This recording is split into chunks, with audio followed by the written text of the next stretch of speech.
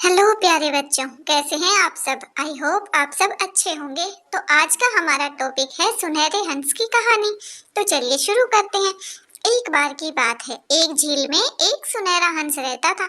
वह बहुत ही खुशी खुशी अपना जीवन व्यतीत करता था, लेकिन उसे एक बात की चिंता थी, क्योंकि उसकी झील के सामने ही एक बूढ़ी औरत अपनी दो बेटियों के साथ बहुत दुखी रहती थी और वह भूखी प्यासी ही सो जाती थी। एक दिन उसने सोचा, क्यों ना इन माँ बेटी की मदद की जाए। मेरे पास तो सुनहरे पंख हैं, तो मैं इनकी मदद कर सकता हूँ। तो वह उस बूढ़ी औरत के पास गया। बूढ़ी औरत ने पूछा, कौन हो तुम। हंस ने कहा, मैं पास ही की झील में रहता हूँ और मैं आपकी मदद करने आया हूँ। तभी बूढ़ी औरत ने कहा, तुम हमारी मदद कैसे कर सकते हो। तभी उसने अपना एक सुनहरा पंख बूढ़ी औरत को दिया और कहा, इसे बेचकर तुम अपना काम चला लेना। यह कहकर हंस वहां से चला गया। अगले दिन बूढ़ी औरत अपने साथ अपनी दोनों बेटियों को लेकर बाजार गई और उस सुनहरे पंख को बेचकर उन्हें अच्छे खासे पैसे मिल गए और वह खुशी खुशी रहने लगी। अब रोज ऐसा ही होने लगा।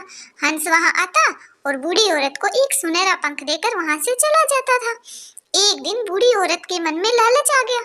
उसके पास बहुत सारे पैसे हो गए, लेकिन उसने सोचा, क्यों ना एक एक पंख की बजाय मैं हंस के सारे ही पंख एक साथ निकाल लूं, तो मैं जल्दी ही धनवान हो जाऊंगी।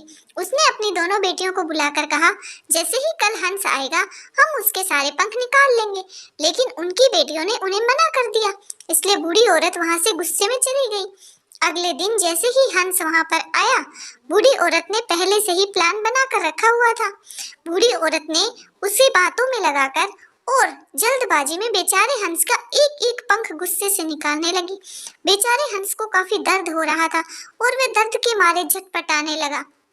कुछ ही देर में हंस वहां से उड़ने लगा। बूढ़ी औरत ने काफी देर तक उसका पीछा किया, लेकिन हंस उसके हाथ नहीं आया।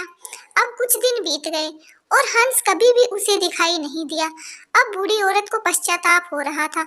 उसने दुखी मन से सोचा कि अगर मैंने लालच न किया होता तो काश मुझे एक एक पंख रोज मिला होता। अब तो मैंने उसे भी हाथ धो दिया। इसीलिए कहते हैं, लालच नहीं करना चाहिए।